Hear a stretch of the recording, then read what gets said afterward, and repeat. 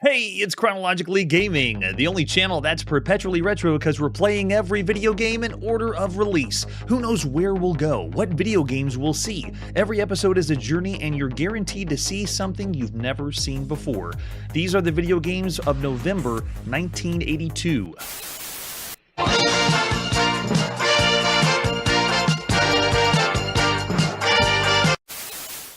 We were last in the arcade playing Hard Hat, the very rare Hard Hat. Let's see what our next game is.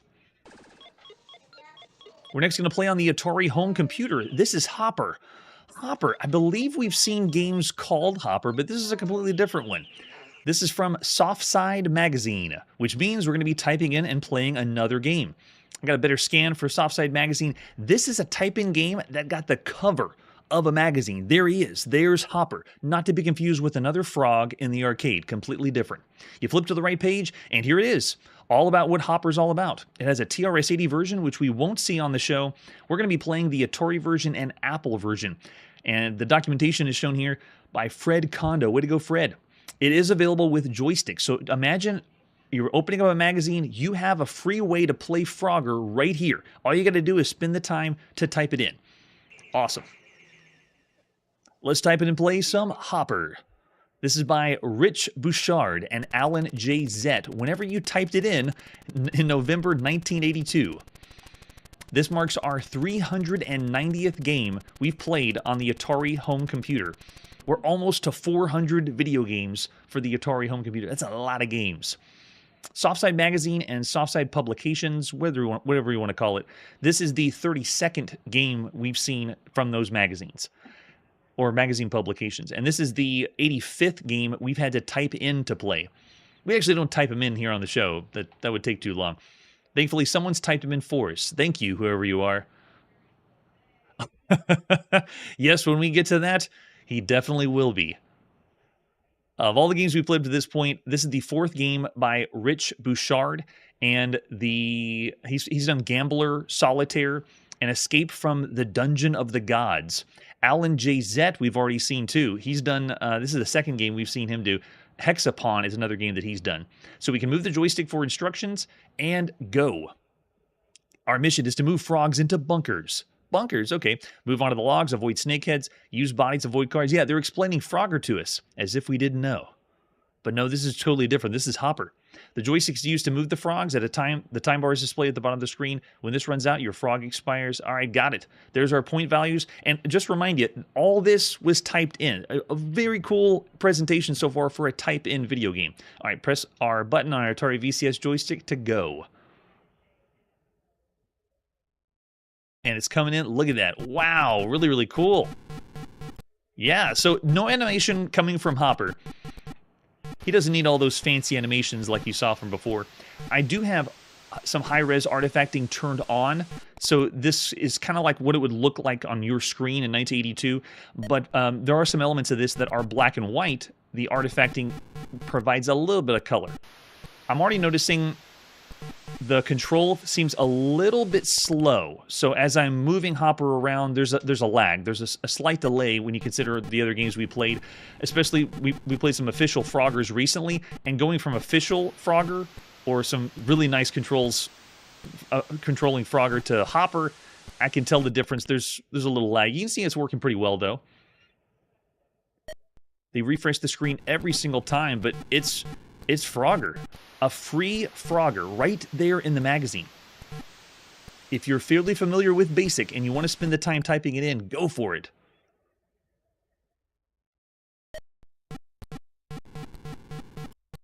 I love Frogger, and so this is really cool that you could get something free like this. Congratulations. High score adding up. This is a very well done type-in game. Oh, right? Yeah. When we think of the worst Frogger games we played up to this point, this is amazing that this is a free type-in game, and it's playing better than some of the other Froggers we saw that were actually released. A cassette that you paid for, or a box that you paid for. Awesome. Look at that. No alligator. We got a snake. Nice touch. So it doesn't have a lot of the charm we've seen from some other really high-quality Frogger releases. There was another one called Princess and Frog on the Atari. It looks similar to this, but had a kind of a medieval theme to it. And so it reminds me of a non-animated Frogger version, but I would say that one was even more charming. And at this point, there's a lot of Frogger variants out there. This one is the 31st variant of Frogger. That's not official. It is a game that's pretty much exactly like Frogger, or close enough to Frogger, inspired by Frogger. 31 other games on all other systems that you could be playing right now. Yeah, isn't this great? Yeah, it had to have had something mixed in with machine language. It couldn't have been all BASIC. I don't believe it. So there you go, the 85th typed-in game that we've had here on Chronologically Gaming. Wow, very well done for a type-in game. We usually rate all these games across all home computers, and usually it's unfair. When you play a type-in game, you know it's free, so you're really not expecting as much. This was actually impressive. And I usually feel bad for type-in games rating them so low, but this one's actually all right. Of all the games you could be playing right now across all home computers, the only downside really is that lag. I'm looking over in the chat, and you have to play it for yourself to feel the lag. I could say maybe bad just because it's just so simplistic, but it gets the job done and it works very well. I'll say 2.5 stars of all the games you could play right now across all home computers. Yeah, and the chat's with me. I see a couple 2.5s too. All right, after that Hopper, we got another Hopper to play. Our next game we're going to type in and play on the Apple II. This is Hopper. Same issue, same magazine from Softside. Everything's right here to play Hopper on the Apple II. Let's type in and play some Hopper. This one's by Carrie Shetline. Softside magazine, the beginning of November 1982. Whenever you typed it in. This is the 407th game we've played on the Apple II. The Apple II has crossed the 400 video games of all the ones you could play. Another one, look at this, programmed for the joystick on the Apple II. I don't think we've seen a type-in game on the Apple II that has that, but I'm totally using the joystick. Yeah, analog joystick, let's go. The 33rd game we played by Softside Magazine, our 86th type-in game, and the 32nd Frogger variant. 32 games that are kind of like Frogger. Man, it shows you how influential or big it is that people want to copy it so much.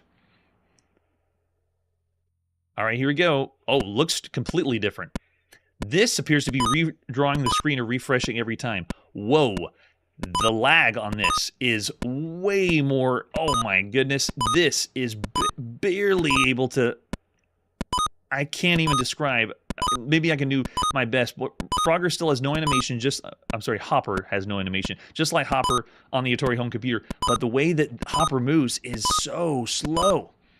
I'm going to say I'm moving the joystick now, and then he jumps. I'm going to move the joystick now. So this is like playing Frogger, but you have to plan ahead. You don't get to go when you want to go. You get to go when the game says you can go. Keep on trucking. Oh, poor Hopper. You know, this feels like if Frogger was going to be played right now, like a really, really old frog who needs to retire, that's what this feels like. It is slow motion. I wonder if it would fare differently on a different Apple II system. Maybe with more memory. What? That was on the log? That one doesn't even count when you go to the edge? Yeah, this one is rough. Very, very slow. But again, it's free. So if you spent the time to type this in and play, you would have a blast. Because you'd find something to make it worth your while. Here on the show, though, because we play everything, we've seen everything. I've seen things, man. We've seen too much. This, of all the Frogger variants you could play, it's way low at the bottom of the barrel. Whoa, that's digging low, Charlie, if you want to play a Tiger handheld compared to this one. It is really slow. And the joystick is nice that it's featured here, but it doesn't really do it justice. I'm not even going to finish the whole round. It's too slow for us, for my taste. Of all the games you can play across all home computers, that seemed more like a type-in game. It still is really impressive. For a type-in game that's free is pretty cool. But I'm going to have to go even lower than all the games. I'm going to say bad of all the games you could play up to this point. If you twisted my arm, maybe 2 stars, but I'm going to have to go lower than that. It's not broken. It does respond, and it does work. But yeah, I see a slow 1 from there. I'll be a little bit more generous. I'll say 1.5 stars. Still around the bad range of all the games across all home computers. Whoa, that was slow. All right, and with that, let's press forward and see our next game. Our next game is Horace Goes Skiing. Horace is back on our Sinclair ZX Spectrum. Let's check it out, starting with the box. Can you believe it? Horace is already back. We already saw Hungry Horace earlier this year, so in the same year, he already has a sequel. The unofficial, maybe official mascot of the Spectrum, with his dead white eyes staring at us as he slides down the mountain. I think they had the same graphic, but they just put him on skis. My Scion software with Melbourne House. Nice. And to my knowledge, it doesn't really do like Horace does from Hungry Horace. Flip it over, you can see it's the sequel to the very successful Hungry Horace. The Horace series of pioneers the idea of interactive cartoons. He's going to slalom down the mountain between flags. Yes. Very colorful here on the ZX Spectrum. Yes, if he is one of your flavors of horror, then prepare to be scared. What other artwork do we have for Horace Goes Skiing? Besides the box, there it is, our Sinclair ZX Spectrum. Whoa, never looked that new in the top left. No way. Ours is going to be grungy, sticky, and maybe a little slimy. There's the cassette tape we're going to pop into play on the Sinclair ZX Spectrum. All we gotta do is load skiing. Very, very nice. This marks the 124th game we've played on the Sinclair ZX Spectrum. And mind you, this micro just came out this year. It was available for mail order in April. And so 124 games, most of them, we've done some type-in games too, but there's still just amazing that there's that many already out there. All right, so the inside sleeve of Horace Goes Skiing just explains everything. Before Horace can get to the ski slopes, he has to fetch his skis from a hut on the other side of the busy road.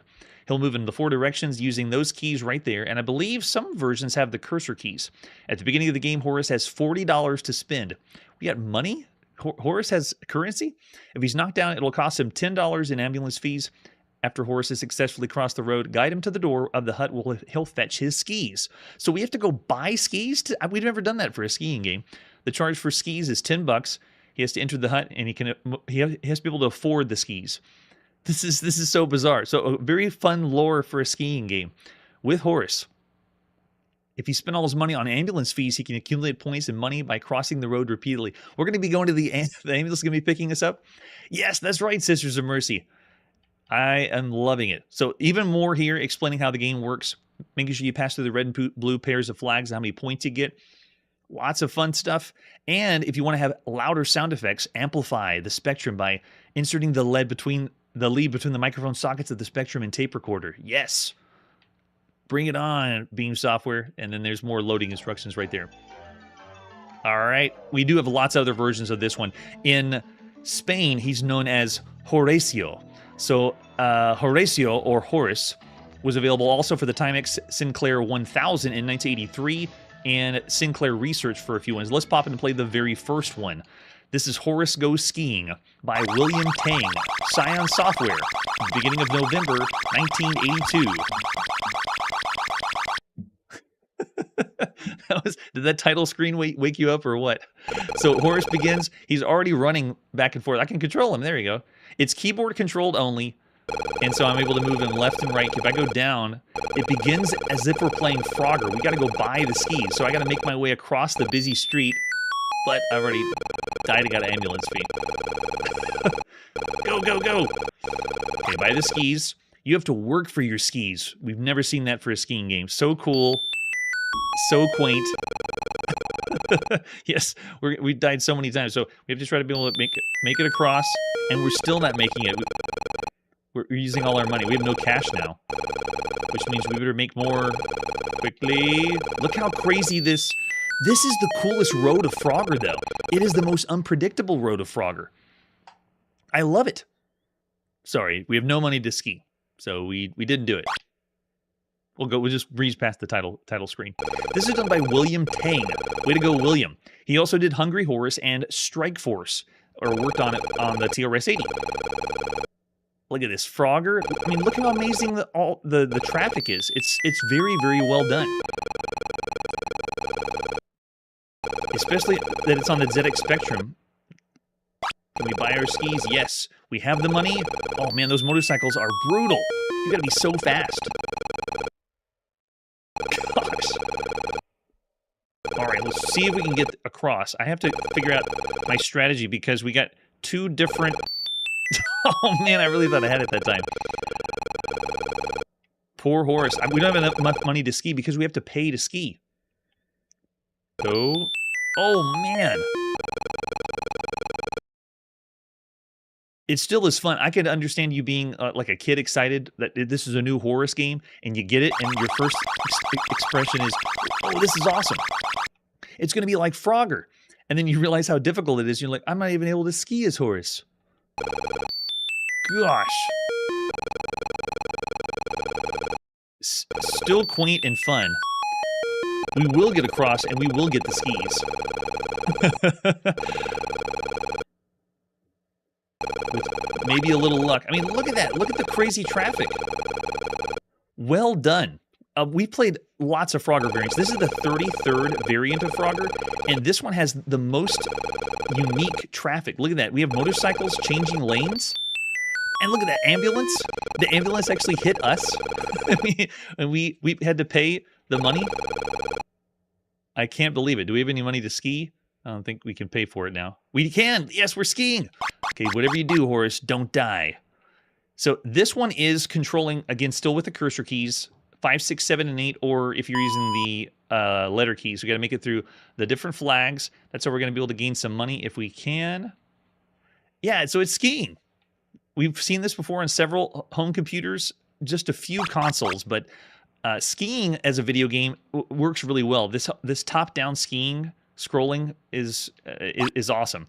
At this point, we have seen some really impressive skiing. This is not like blowing my mind skiing, but so we did crash. But I like how it says lucky. Your skis are still okay, even though you just plowed right into a pine tree. So cool. This is the 16th skiing video game we've seen on the show of all the games that you could be playing at this point. Skiing video games, one of the most impressive ones we played was on the TRS-80 color computer. It was a first-person skiing game, and some of the other ones we've seen are like this. They're just auto-scrolling. You just got to move yourself down to the slopes without crashing into trees. Looks like, bad luck, the skis broke. And you know what? We are broke. We don't have enough money. We can't pay anything back right now. Yeah, the visuals are really similar to some of the other skiing games. Top-down, auto-scrolling. Hardware. Oh, am I going to make it? I don't believe it. Horace got so lucky that time. And we have no money to... Oh, that was it. We used all the money on skis. And so I love how it sits Horace at the top of the hill. Sorry, you don't have any money. You're just going to sit here and try again. We start with 40 bucks. That's great. That's actually a cool idea when you think of lives. It's a different way instead of just showing lives. And so, creative. It's quaint. It's awesome. It's Frogger and it's skiing. Very first time we've seen that. There is no video game that combines Frogger and skiing. Gosh, that's an awesome street. Yeah, we can't ride the lift back. We need to get a ticket for it, right? We're going to see this game later on the Commodore 64 and the Dragon 32. And I'm looking forward to it. Horace Goes Skiing is completely different than Hungry Horace. If you didn't check out that one, Hungry Horace was essentially like Pac-Man, but it was Pac-Man that was taking place on multiple screens. and it was fantastic. If we were rating all the games you could play across the Sinclair's ZX Spectrum right now, you know, the brand new one, it was a 5-star game. This one is not playing in the same way as Horace, but you got to admit this is really fun. Cool idea, mixing Frogger and skiing together. I wouldn't give it the 5-star rating across everything you could play on the Sinclair's ZX Spectrum, but it's still very well done. Ready? Yes, go. And such a cool idea. All right, so I'm enjoying the skiing. It works well enough on the Sinclair ZX Spectrum. This is still very impressive, very new, and very fun. Of all the games you could play across all the home computers, though, that's where it gets interesting. There's a lot of games out there that are still very fun. Oh, yes, bonus points. We got money. Do we get money or just points? I don't want points. I want cash. I think that's all we got was, yeah, we do have a score and we have cash. Too cool. So there you go. That's Horace Goes Skiing. Really awesome idea. Let's do a sequel, but let's not make the sequel in the series exactly like Horace. So cool. Of all the games you can play across all home computers, I would say this one is still 3.5 stars. Starting at above average, maybe if you twisted my arm, I go to 4 stars for all the games you could play, because the 2 game modes for the Frogger one's difficult, but I have to admit how impressive it is that they got the traffic like that. Looking over in the chat, especially if you're horrified of Horace, I'd love to know what you would rate it right now in November 1982 across all the other home computers. Charlie saying 3.5 stars. Yeah, the creative mashup. Oh, yes, 4 from Charlie, too. Yeah, 3. I'll still say, yeah, 3.5 stars. It's above average. It's not as impressive. I said 4 stars for Hungry Horace. I would still rate that one over this one, just barely. So 3.5 stars for Horace Goes Skiing. Still fun. All right, with that, let's press forward and see our next game. We're still going to play on the Sinclair ZX Spectrum. This is Inheritance.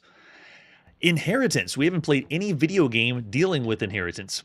Here is the box or cassette case for Inheritance. Not really explaining too much. Got some cartoony graphics. Are we getting our inheritance? Taking our inheritance? I'm not really sure.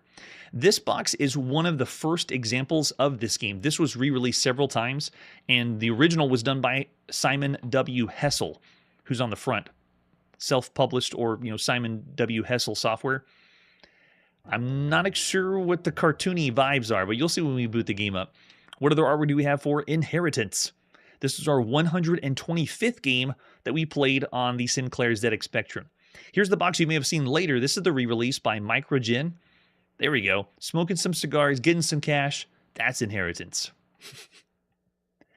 And if we open up the inside sleeve of that one, it explains how the game works, but we'll explain once we boot it up. There's an example of the screenshot. Maybe it is 5 in someone's mind. I hope not. So this one was released with several different versions that Simon W. Hessel did, and then the later re-release by Microgen. We're going to play the very first one. Here it is, Inheritance.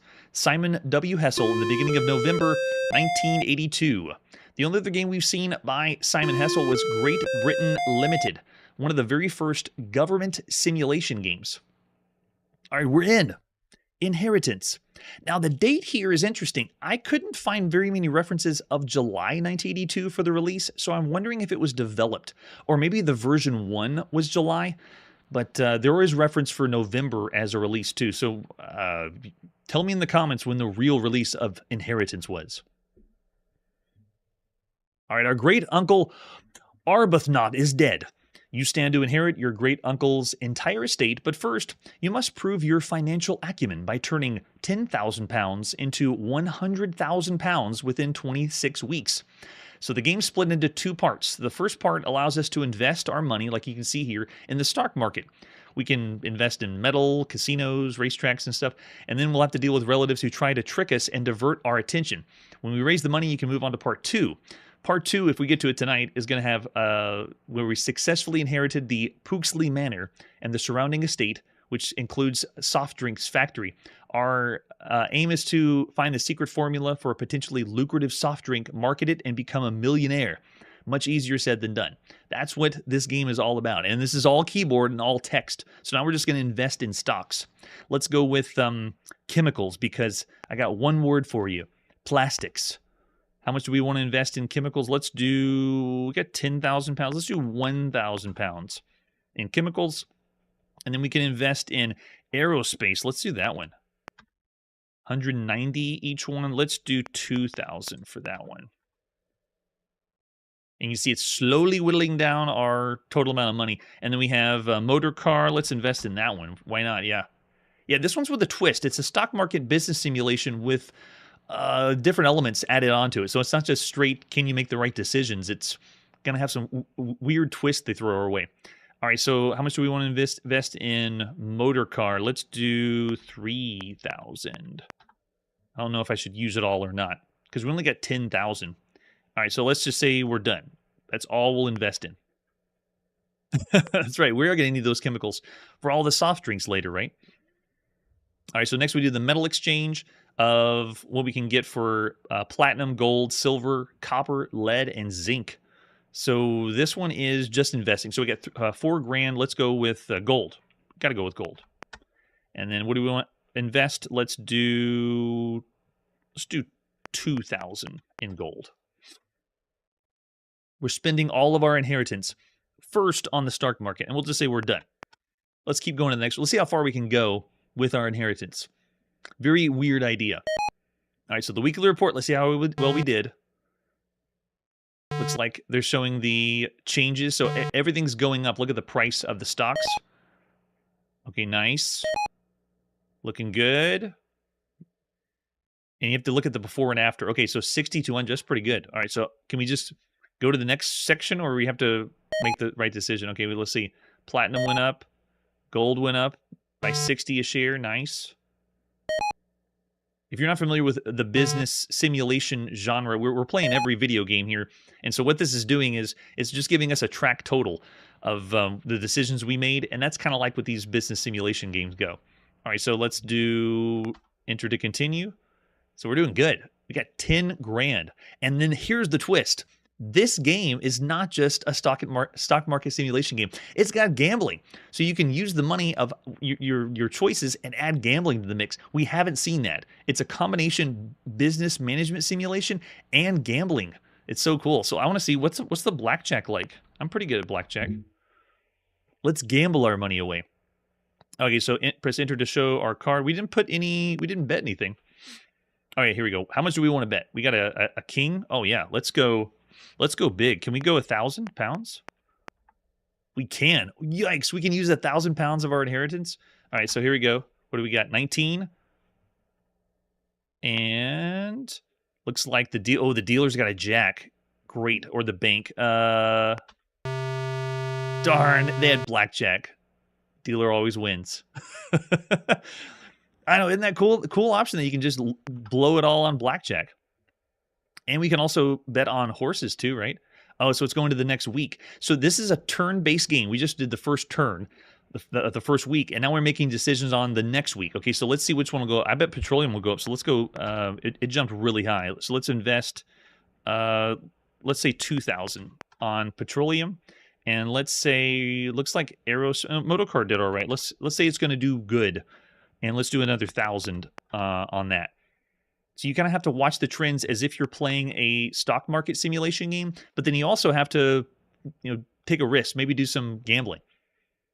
Oh, I don't know, man. That'd be a cool idea. The other part I'd like to see is what happens when your relatives get involved, and do they ask you things, or you have to make decisions based on throwing a relative out because they're giving you problems. All right, so platinum is doing great. Let's go ahead and invest. We can 2 grand in that, and then we have gold. Let's do gold. And let's do 1,000 for the gold. That's looking good. It's processing it all. Oh, and then we want to do G to finish. There we go. Yeah, cool idea. We played the business simulation games, and yeah, it's usually not people's cup of tea. This is a cool idea, though, to mix the gambling in with it. Uh-oh. Looks like chemicals didn't do so well. Petroleum's all right. Motor car. And then we didn't do anything in shipping. Shipping jumped big time, though. All right, let's see what we did with metals. So all this is happening on the second turn, or week 2. Oh, it came about the same. Didn't see it jump too much. But I need more money for gambling. We need our stocks to do well so I can blow it all. I want to try the horse races and see, because it only let us pick one of the options. That's a great idea, Manly. You do have the option to not gamble, but we are totally horse. We're gonna bet on a horse race. Here we go. We got Red Rum. We got Arkle, Minstrel, Spectrum, and Fatty. Wow. And then you can go to the racetrack. Okay, so we can pick. Oh, I want to bet on so many of these horses. The odds are 6-1 for Red Rum. These are great names. Let's go with Red Rum. And let's do, how much do I got? Let's do 1,000 at 6-1. That looks all right. I don't care about Arkle, though. Minstrel, no. Spectrum, no. You got to bet on Spectrum. 3-1. Let's do 1,000 on Spectrum. And then just for fun, because we're going to say we risk it all, let's say Fatty, this is the terrible one. Let's say his odds aren't so good this race. I have no idea how they program this in, but let's say Fatty, let's do $5,000 on Fatty. If Fatty wins, we're gonna be in. Yes, maybe he will murder their competition. I love it. But if Fatty wins, we're gonna do great. All right, let's go to the racetrack. Let's see how they represent this. There it is. Enter. We're just gonna watch the race. Yeah, we watch it. Come on, Red Rum. Fatty's doing better than Spectrum, at least right now. Come on, Fatty. Is Arkle going to be the winner? I didn't do anything in Arkle. If he's the... Come on, come on, come on. We also didn't get to do specifics of horse race betting. You know, who's going to be first, second, or third. Yeah, it looks like Red Rum's going to pull through. You have to wait for the slow ASCII horses or the character set horses of the ZX Spectrum. Come on. You can do it. Go, Red Rum, go! Yes, Kun, that's right. All right, nope. Looks like we lost it. Minstrel won. We lose it all because no one won. Yeah, we just threw all the money away. Sweet. So there you go. That's a quick taste of Inheritance. Cool idea, and there is a whole second section to this too. Of all the games you could play across all home computers right now, this is unique. There is nothing that's like this, mixing gambling and business simulation. So it has elements we've seen before, but it also has things we have not seen before. Yeah, I'm looking over the chat. James has already thrown out 3.5 stars. I'm wanting to start there as above average. Usually we say the 3-star range right about here is average for all the games you could play. This one's awesome. Really cool concept. The only thing, though, is most of the other business simulation games we play, it's multiplayer. You can take turns with other friends or other people. This is only one player, so this is you by yourself. Maybe you got some people behind you having fun with it, but yeah, I'll still say 3.5 stars for Inheritance. Too cool. Fun times, and you know you're going to see something new because we're playing everything. Now it's time to put the video game playing on pause, or hit the break key. If you're on the Sinclair ZX Spectrum, turn off that cassette tape. All the gaming's done. Next time on Chronologically Gaming, it's not American soccer, it's international soccer on the Atari 2600. And invaders are invading again on several different systems. That's it for today, and like I always say, if you could go back to November 1982, what game would you play? Hey everybody, thanks for checking out the channel and joining me on my quest to play every single video game in order of release. We'll be streaming live every weekday at 9 p.m. Central, so join us and let us know if we missed any games along the way. This video would not be possible without Launchbox, RetroArch, and MAME. Tell all your friends there's some crazy guy named Chronologically Gaming trying to play every single video game. We have links down below that'll send you to places like our Discord and Patreon, and one that says all the video games we've ever played. If you go there, it's a list of everything, and you can click right to the game you want to see. Chronologically Gaming is the name to look for. We are perpetually retro, and we will catch you next time.